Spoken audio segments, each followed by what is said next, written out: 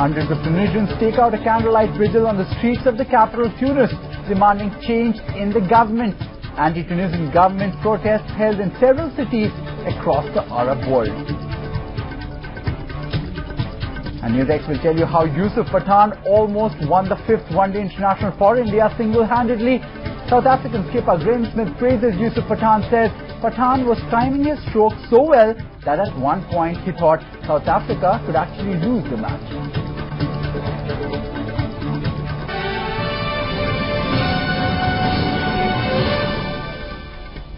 Hello and welcome. My name is Bilal Zaidi, and our top story today: the political battle in Karnataka shifts to Delhi today, with the Chief Minister B.S. Yediyurappa rushing to the capital to meet senior leaders of the BJP. But his troubles seem to compound, with 3 more cases filed against him in a Bangalore civil court. This is in addition to the 2 cases filed earlier. They are to come up for hearing on the 1st, 2nd and 3rd of February. In Delhi, 24 BJP MPs, including L.K. Advani, Sushma Swaraj and Arun Jaitley, have reached Raisina Hills to meet President Pratibha Patil. They are expected to submit a memorandum against the Karnataka governor and demand his recall. Yediyurappa has threatened to file a defamation case against Governor H.R. Bhardwaj for usage of the phrase "Ulta Chor Kotwal Kodante." BJP says he will not challenge Governor H.R. Bhardwaj's sanction to prosecute him for corruption in the High Court. Instead, he will seek a stay on the proceedings in lower courts until Justice Padmarajan completes his independent investigation into the matter. Earlier, Governor Bhardwaj sanctioned the prosecution of Yediyurappa on charges of criminal conspiracy, cheating and amassing illegal wealth to the tune of more than 780 crore rupees. Whereas the personality of Sri H.R. Bhardwaj is only that of an individual with political ambition. He has also lowered the dignity of the office of governor. Alright, our correspondent caught up with Yediyurappa's counsel Vivek Reddy. He said they are waiting for the right opportunity to challenge the governor's sanction. The political developments of the recent days have turned into legal battles. As Yediyurappa now gets ready to fight the legal battles that have put him into trouble, I have with me Vivek Reddy, the man who is engineering all the legal fights for Yediyurappa. Vivek, you've been looking after all these legal issues now. What's the strategy ahead for Yediyurappa? Well, initially we planned to challenge the governor's order granting sanction, and at that stage we sought the orders from the governor, and then we planned to challenge it. But now there is a rethink in our strategy, and we are not challenging the government's order, the governor's order as of now, granting permission for the prosecution. So that is kept in abeyance as of now. That was supposed to be the move today, but we have just kept it in abeyance. What's the reason behind this? Why are you not willing to confront the governor? Because politically, your client has been talking of that, it's a politically motivated order. Well, we thought that this may not be the right stage to do it. Definitely it is politically motivated. It is ridden with malafides, and there is no basis for granting such a sanction, and the governor has acted with absolute bias. But we thought that we will postpone the challenge to that order for the time being. And as far as the trial courts are concerned, certainly cases being filed over there, 2 already filed, 4 more to be filed today. How do you plan to challenge that, or to take those on? Well, we'll take it as it comes. The trial court process is a process which is at several stages, and we will have to intercept it at some stage, and let us see when that is possible, and we will do it. We are now joined by our correspondents Vijay Grover. He joins us from Bangalore, and of course Ishan Russell joining us over the phone line from New Delhi. First coming to you, Vijay, of course, just give us a sense of how is the state of Karnataka now taking all these developments? What's the kind of impact of all the politicking on the ground?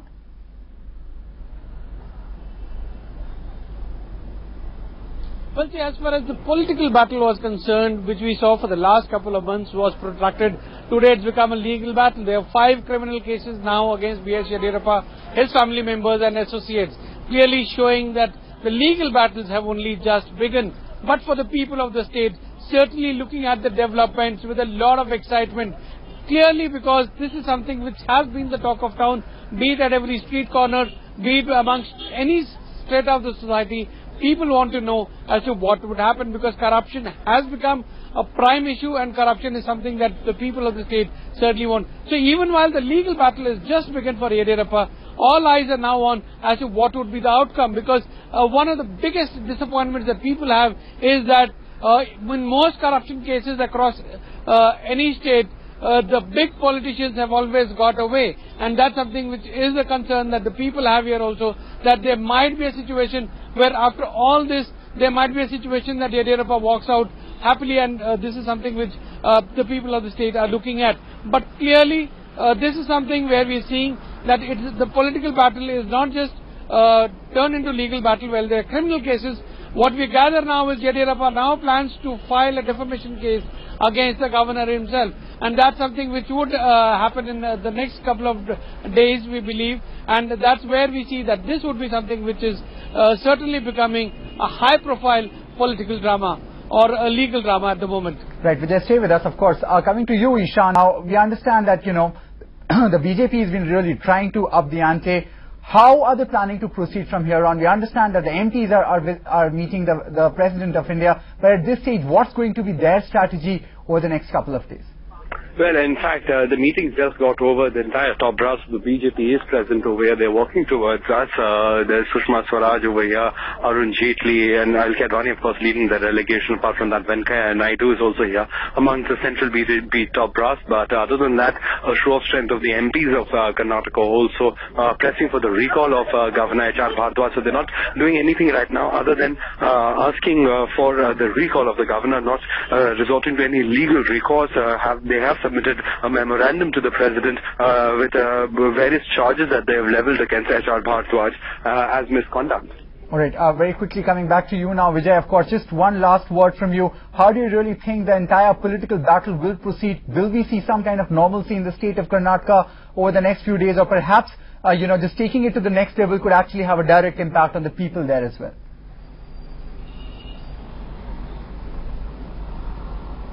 Bilal, all eyes now on what the BJP High Command decides. The last two times around, Yediyurappa could twist the BJP High Command and continue in chair. So whether BJP will continue to back a tainted chief minister is something that everybody is discussing. And also it's the voices within the party itself which are now coming more bolder. The fact that we saw there was some dissent which was seen even in the BJP top brass and in the state unit. It certainly now is the onus is on the BJP, whether it wants to save the BJP government over here by a change of guard, or whether it will go all out to defend Yediyurappa the way it has done in the recent weeks. All right, Vijay Grover joining us from Bangalore. Thanks a lot. And of course, Ishan Russell from New Delhi. Now, earlier, Governor Bhardwaj explained why he sanctioned B.S. Yediyurappa's prosecution in a statement to the media. Of course, the governor referred to a complaint from two Bangalore-based accusing Yediyurappa of criminal conspiracy, cheating, falsifying documents and amassing illegal wealth. They also provided details of deals that illegally benefited the Chief Minister and his family. They of course add that the Lokayukta and the police declined to file a complaint because the Chief Minister was named as an accused.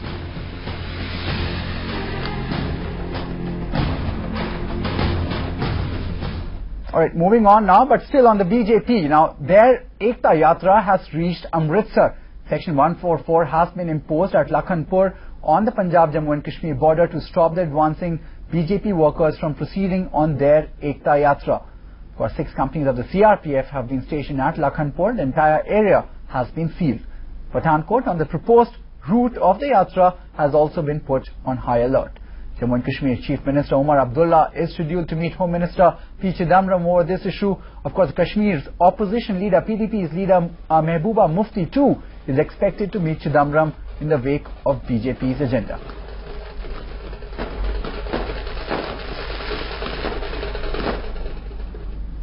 All right, joining us live is Vishal Monga. Vishal, just give us a sense of what's really happening on the ground, kind of security, set up there, and of course, how is the BJP now planning to proceed? See, right now I'm standing at the gateway of Jammu and Kashmir. This is Lakhanpur border. Now, this is the place where these BJP workers want to cross over and enter into Jammu and Kashmir. I can tell my camera person to show you the security arrangements. Already 15 companies of Jammu and Kashmir police and along with CRPF has been deployed in this very region, and Section 144 has been imposed in this region.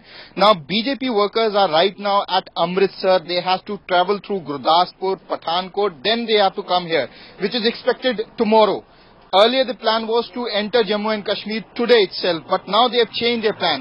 Seeing the adamant behavior of Jammu and Kashmir government, what they are saying is that they will sneak into the city with a total number of 4 to 5 people, but seeing the security arrangement, it seems highly unlikely that the BJP workers would be allowed into Jammu and Kashmir. So what they are planning today is to hold a rally at Pathankot today evening, and after that tomorrow morning they will try to cross over. Seeing the resistance, it seems highly unlikely that these BJP workers would be allowed to enter into Jammu and Kashmir.